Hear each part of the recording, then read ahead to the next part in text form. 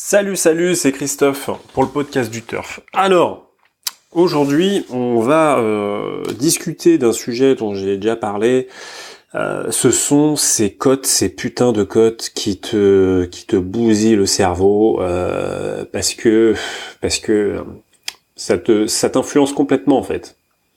C'est terrible, hein. C'est-à-dire qu'en fait, tu peux passer, je sais pas moi, une demi-heure, 45 minutes à analyser une course, à regarder chevaux par chevaux, qui est dans de bonnes conditions, les engagements, les réussites, les réductions kilométriques, les origines, les machins, tout ce que tu veux.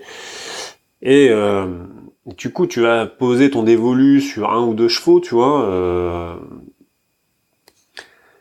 Et puis tu vas te retrouver devant le site du PMU ou le site de ton bookmaker préféré. Et puis là, tu vas avoir sa cote astronomique. Et là, tu vas te dire, ah ouais, non, en fait, je vais pas le faire. Alors, tu peux, évidemment, tu peux te dire, ouais, putain, génial et tout, ouah, c'est super, oh, mon cheval, le cheval que j'ai désigné, il a 42 contre 1, oh, putain, je vais me faire des couilles en or et tout. Et puis, en fait, tu vas perdre. Et puis, hop, le lendemain, tu vas répéter la même façon de parier. Et puis ton cheval, il va encore se retrouver avec une cote astronomique, tu vas miser, tu vas perdre encore une nouvelle fois. Et puis là, la troisième fois, normalement, ça sera la bonne, c'est la fois où la cote va te prendre. Et c'est la fois où en fait, tu vas miser, du coup tu vas avoir la cote, mais tu vas voir que la cote elle est astronomique une nouvelle fois, c'est-à-dire pour la troisième fois. Et puis en fait là tu vas céder quoi, si tu veux. Tu vas céder parce que t'as déjà perdu deux fois en fait. T'as déjà perdu deux fois, donc du coup tu vas mettre à mal ton raisonnement, tu vas mettre à mal ta méthode, et puis tu vas faire confiance à la cote en fait. Tu vois ce que je veux dire? Mais ce qu'il faut que tu te dises, c'est que si tu paries de cette manière-là, tu vas pas arriver bien loin, parce que les cotes, ce sont les parieurs qui les font. Alors dans les parieurs, évidemment, t'as beaucoup de gens, t'as très peu de gens qui misent beaucoup et qui savent bien miser, tu vois, du coup, qui savent miser sur tel ou tel cheval parce qu'ils ont analysé la course. Donc ça peut être sympa aussi de suivre ces gens, sauf que t'as peu de moyens, toi, de savoir qui sont ces gens-là et sur quel cheval ils ont misé. Et t'as beaucoup d'abrutis derrière. Enfin, tu vois, t'as beaucoup de gens qui savent pas miser et qui, du coup, ils misent sur des chevaux pour je ne sais quelle raison, dont moi-même j'ignore les process, tu vois. Mais du coup, c'est dangereux de miser sur les cotes. C'est dangereux parce que tu vas suivre beaucoup de gens qui ont tort, en fait. Tu vois. Donc, pour moi, vraiment la cote, c'est vraiment quelque chose qui te fait perdre la boule, quoi.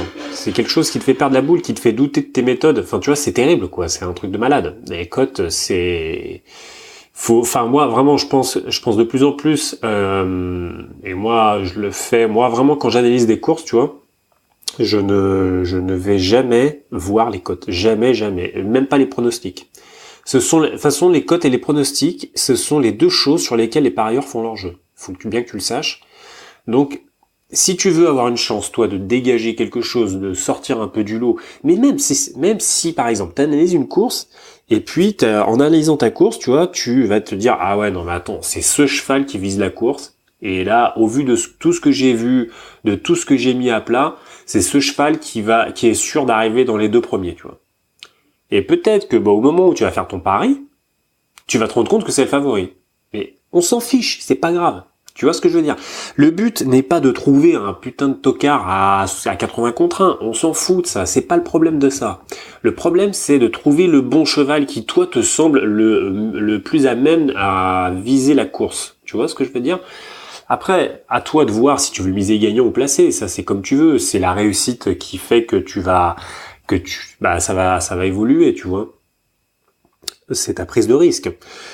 Mais ce qui compte, c'est de pas te faire influencer. C'est ça qui compte, c'est de pas te faire influencer. C'est parce que les pronostiqueurs et les cotes vont t'influencer forcément. Mais je veux dire forcément. Mais même si tu m'écoutes et que tu dis non, moi je suis un super pronostiqueur, je me fais influencer par personne. Mais arrête tes conneries, tu te fais influencer forcément, c'est obligé. Donc, hormis si tu fais comme je te dis, c'est-à-dire que voilà, tu te fais ta petite routine du soir, admettons, tu vas absolument pas sur les sites de pronostic, de quoi que ce soit, ou de cote, tu vas, hop, je sais pas, moi par exemple pour le trot, moi c'est ce que je fais, je vais sur le trot.fr. Je vais sur le trot.fr, t'as pas de cote, t'as pas de pronostic, t'as que dalle. T'as la course, tu vois, avec les partants. Et là, bam, tu prends cheval par cheval. Boum, boum, hop, tu fais tes analyses, tu fais ta petite base de données rien qu'à toi, tu vois, pour voir qui est bien placé, qui est machin, qui est truc. Et puis là, au bout d'un moment, bah forcément, c'est la décision, tu vois, la décision, elle tombe, et là, faut que tu prennes ta décision. Sur quel cheval tu vas poser sur ton évolu. Ou si tu joues à des jeux à combinaison, sur quels chevaux tu vas miser. Dans quel ordre, est-ce que tu vas faire un jeu où tu vas respecter un ordre ou pas, peu importe. Mais en tout cas, il va falloir que tu prennes une décision. Et moi, je pense, c'est ce que vraiment je pense de plus profond de moi-même, j'ai envie de te dire, que en fait cette décision, il faut que tu la prennes seule et pas influencé par machin ou par truc ou par la cote ou par je ne sais pas quelle information bidon. Parce que ça, faut bien que tu te dises aussi, c'est que surtout à un quart d'heure, 10 minutes de la course, t'as beaucoup de masse d'argent qui est posée parce que il y a machin qui a eu tel tuyau ou telle information à la con, tu vois. Franchement, tu peux pas jouer comme ça, c'est pas possible. Comment tu veux maîtriser tes jeux si tu fais ça?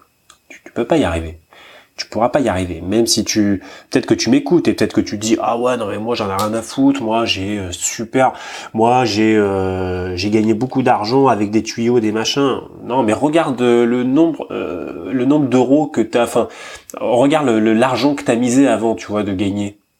Regarde, est-ce que tu tiens un tableau Excel, est-ce que tu tiens un cahier de compte avec toutes tes mises et tous tes gains? Regarde, sans déconner, regarde un peu. Je suis pas sûr que tu puisses tenir avec des espèces d'infos à la con qu'on peut te donner ou des tuyaux ou des machins. Bref, voilà. En tout cas, moi, ce que je te dis, c'est que, enfin moi, c'est ce que je fais en tout cas. Après, je suis pas sûr que tout le monde fasse comme ça, mais bon, chacun a sa manière de faire. Mais vraiment, je pense qu'il faut pas se faire influencer par les cotes et par les pronos. Faut sortir de ça en fait. Il faut faire son propre travail soi-même, mais quitte à se planter. Mais tu vois, au moins, tu vois, c'est ton boulot, tu vois, c'est ton job. Tu vois, peut-être que tu vas te planter 4 fois d'affilée, tu vois, mais après, c'est ta persévérance et ta croyance en ta méthode. Si tu changes de méthode, ça veut dire que tu ne crois pas en ta méthode. Ça veut dire que, tu vois, t'as un souci. Il y a quelque chose qui fait que tu n'y crois pas. Mais si tu te dis, putain, attends, c'est pas possible, mais, putain, ce cheval, mais attends, il avait tout pour réussir dans cette course, quoi. Pourquoi il a foiré? Tu vois, tu vas regarder la course éventuellement, tu vois, le soir, tu vas regarder le replay, tu vas voir la course, tu vas dire putain et tout, ouais, en fait il s'est fait enfermer, il pouvait pas sortir, il a pas pu voir le jour, c'est normal et tout machin. Ça veut pas dire que tu vois ce que je veux dire? Ça veut pas dire que t'as fait un mauvais choix. Ça veut dire que t'as les aléas de la course qui font que, bah, à un moment donné, bah, tu vois, tu vas te planter. Tu vois, c'est comme ça. T'as des courses un peu dégueulasses comme ça qui ressemblent pas à grand chose où bah toi tu penses avoir fait vraiment bien le papier et puis en fait rien ne se passe comme prévu. Bon bah voilà, il faut que tu l'acceptes ça avant de parier parce que si tu l'acceptes pas t'es mal. Franchement t'es mal barré hein. Si tu acceptes pas ça, vaut mieux ne pas parier un seul euro parce que sinon tu vas te faire fumer. Voilà, allez écoute je te dis à bientôt, bye.